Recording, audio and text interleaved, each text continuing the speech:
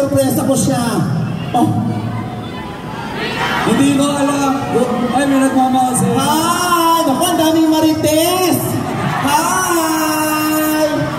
Naku, Diyos ko, alam nyo, hindi talaga mauutusan ako, taga Manila ko eh.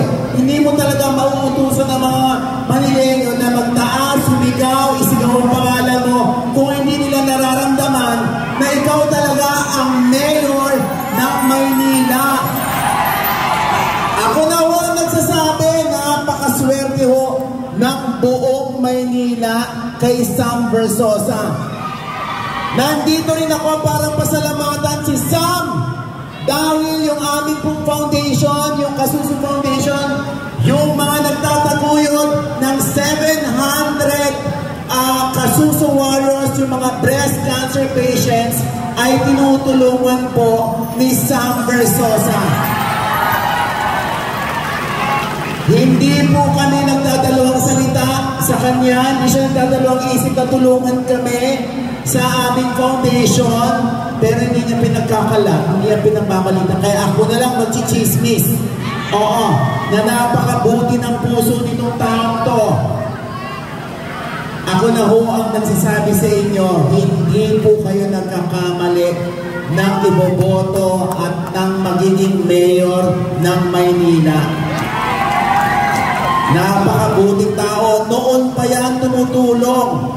Hindi po siya kilalang politiko, kilala po siya bilang pilantropo. Ano po ang ibig sabihin ng pilantropo? Ito po yung gumagawa ng kabutihan sa kapwa, generous sa kapwa, nang hindi naghihintay ng anumang kapalit.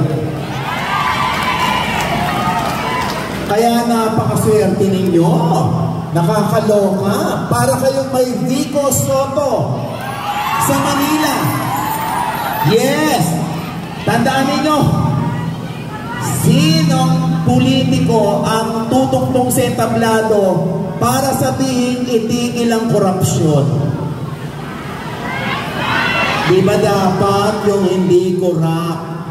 Kasi pag korap ka, Diyos ko, dahil malulunok mo yung dila mo. Diba? Kaya, Diyos ko, Sam, maraming salamat sa'yo. Ha? Dahil isa kang hulog ng langit para sa mga Manileño. At totoo yung sinabi ni Sam, ha? Yung pong mga nanay natin, mga lola, lolo natin, Diyos ko po, napakasaswerte ninyo. Dahil may nakalaan pong budget para sa inyo. Para mabigyan po kayo ng 2,000 pesos.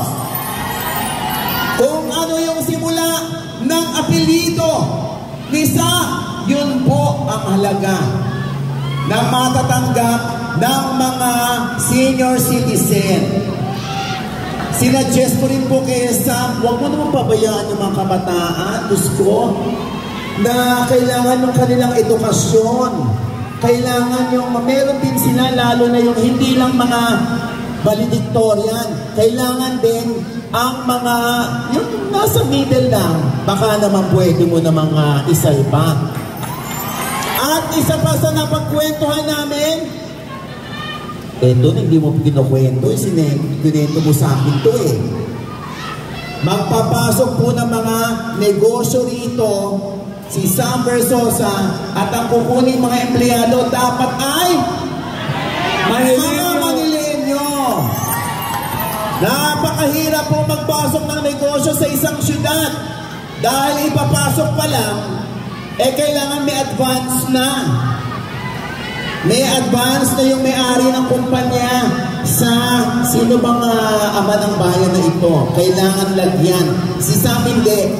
Sabi niya sa akin, pumasok kayo dito. Hindi nyo kailangan maglagay. Gusto ko lang kunin nyo ang mga Manileño bilang inyong empleyado. Di ba ang ganda?